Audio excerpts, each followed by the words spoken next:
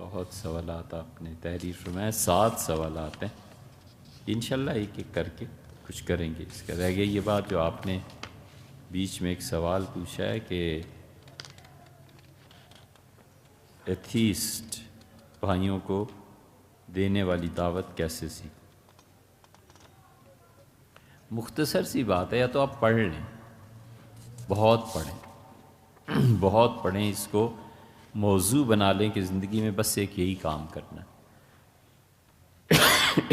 کہ جتنے لوگ بھی خدا کو نہیں مانتے بس ان سے بات کرنی۔ سارے کام نہیں زندگی میں ہوا کرتے، ایک آدھی ہو جاتا ہے کوئی بڑا کام، باقی کچھ نہیں ہوتا۔ تو یا تو آپ یہ کر لیں، یا پھر اس سے بھی بڑی چیز یہ ہے کہ آپ خود اللہ کی معرفت میں اتنے بڑھ جائیں کہ آپ کا ایک مرتبہ یہ کہہ دینا کہ بھئی اللہ ہے کافی ہو جائے، یہ مقام مل جاتا ہے۔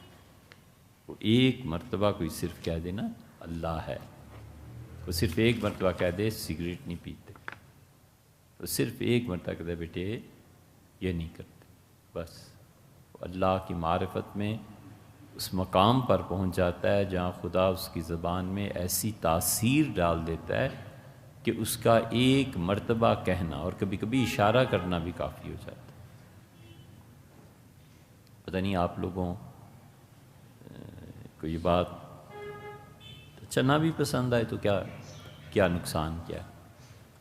یہ ماتریدیوں کے امام ہمارے امام الہدا ابو منصور ماتریدی رحمۃ اللہ 333 ہجری میں ان کا انتقال ہوا۔ ان پہ ہم نے بہت مرتبہ بات کی ہے، بہت عظیم الشان آدمی، اپنے باغ میں بیٹھے تھے لکھ رہے تھے تو سمرقند کے قریب ہم نے دیکھی ہے ان کی جگہ۔ کسی نے ان سے کہا کہ بادشاہ کا ظلم یہ ہے یہ ہے یہ ہے، لوگ شکایتیں لاتے تھے۔ تو راوی کہتا ہے ایک دن میں گیا تو بہت خوش تھے، میں نے کہا آپ کبھی بادشاہوں کے لیے بد دعا نہیں کرتے، اور آج میں آ رہا تھا اور یہ ہوا ہے۔ اپنے گھوڑے پہ سوار تھا اور لوگوں کو اپنے گھوڑے سے باندھ کے زمین پر گھوڑا دوڑا دیتا ہے تو چیتھڑے اڑ جاتے ہیں، لوگوں کے ہڈیاں ٹوٹ جاتی ہیں۔ کہتا ہے باتوں باتوں میں انہوں نے ایک بڑا تنکا اٹھایا، پھر اس بڑے تنکے کو کمان کی طرح موڑ لیا، پھر انہوں نے اس پہ ایک دھاگا چڑھایا، پھر انہوں نے ایک اور تنکا اس دھاگے پہ رکھ کے ایسے کیا۔ تو مجھے تعجب ہوا کہ شیخ کھیل رہے ہیں، یہ تو بچے ایسے کرتے ہیں۔ تو میں خیر چلا گیا تو شور مچا ہوا تھا، میں نے کہا کیا ہوا؟ تو فوج والوں نے کہا کہ پتہ نہیں تیر کہیں سے آیا ہے اور سیدھا اس کے دل پہ لگا اور بادشاہ تڑپ کے مر گیا۔ یہ ہو جاتا ہے۔ جو آدمی بادشاہ کا کام کرتا ہے نا، بادشاہ اس کا محافظ ہو جاتا ہے۔ وہ ایک مرتبہ قصہ سنایا تھا نا کہ وہ مولانا روم نے مثنوی میں وہ جو لکھا ہے کہ اللہ تعالیٰ سے ملنے کی تمنا تھی صوفی کو، پھر وہ 7 سال تک روزے رکھتا رہا، انگور اور ایک پتا بس وہ کھاتا تھا اور روزہ رکھتا تھا، اور 7 سال بعد وہ پھر چھت پہ چڑھا اور اس سے کہا میں مر جاؤں گا اگر آپ نہ ملے، میں آپ کو دیکھنا چاہتا ہوں، ملنا چاہتا ہوں، آپ کدھر ہیں؟ تو اس نے دیکھا خدا نہیں مل رہا تو اس نے چھلانگ لگا دی سمندر میں۔ خدا کی قدرت، وہ کنارے تک پہنچ گیا تو اسے کہا گیا کہ اتنا کافی نہیں ہے ہماری ملاقات کے لیے، ابھی 2 برس مانگو۔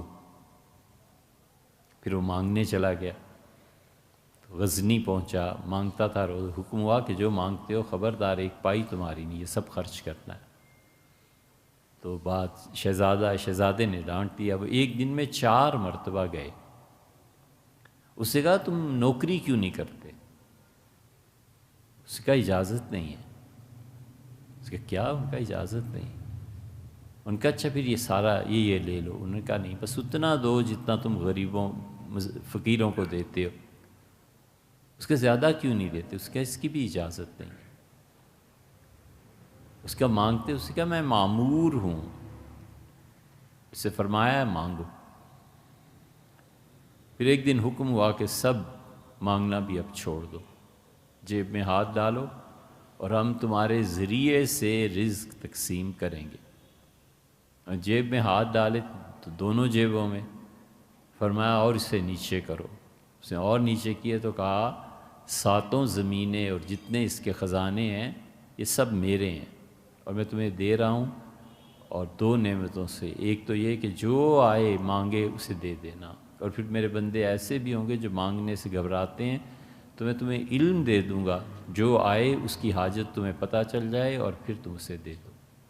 مثنوی کی 5ویں جلد میں یہ تذکرہ بہت تفصیل سے آیا ہے، لیکن پھر آدمی ایسے مقام پہ پہنچ جاتا ہے اس صدیقیت میں جہاں تو اور میں کی تفریق نہیں رہتی۔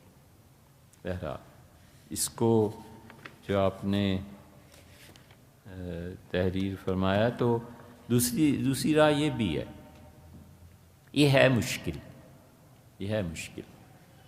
سوال ہی پیدا نہیں ہوتا کہ کوئی آدمی اس راہ کو اپنائے اور اس کو امتحانات نہ پیش آئیں، اور سوال ہی پیدا نہیں ہوتا کہ جس شیخ کے ذریعے سے اس راہ پہ چلنا چاہے اس شیخ پہ، اس کی حرکتوں پہ اسے اعتراض نہ پیدا۔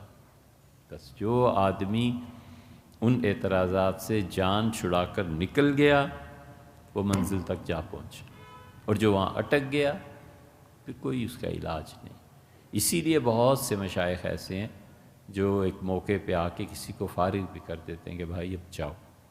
وجہ اس کی یہ ہوتی ہے کہ جو اللہ کے نیک بندے ہوتے ہیں وہ اپنی ذات کے لیے نہیں مرید کرتے پھرتے، وہ کہتے ہیں یار جاؤ، اللہ کی راہ یہ ہے، اور جب وہ سمجھتے ہیں کہ اب اس کا حصہ میرے پاس نہیں ہے، یا یہ کہ اس کا میری اب نباہ نہیں ہو سکتی، تو ایسے ہی الگ ہو جاتے ہیں، جیسے موسیٰ اور خضر علیہ السلام قرآن میں آیا نا، الگ ہو گئے۔ اور پھر اس پہ ایک ظاہری مثال دیکھنی ہو تو ایک حضرت تھانوی نور اللہ مرکزہ کے خلیفہ تھے، حضرت رحمۃ اللہ نے خانقاہ سے نکال دیا تھا، پھر اس پہ حضرت نے خود ایک رسالہ تحریر فرمایا، موذی مرید، ایسا مرید جو ایذا اور تکلیف پہنچائے۔ تو یہ سب اسی راہ کے قصے ہیں۔ مرد ہے تو یہ کام کرے، کتابیں پڑھنا، عقل، سوال جواب، یہ بچوں کے کام ہے یار، مرد ہے تو یہ کرے، ایک نگاہ بھی کافی ہے۔ علامہ اقبال نے ایسے ہی کہا ہے، نگاہ مرد مومن سے بدل جاتی ہیں تقدیریں، تو ایسا مقام ہو نا یار، پھر تو بات ہے، پھر تو پنجہ لڑائے خدا کی تقدیر سے بھی۔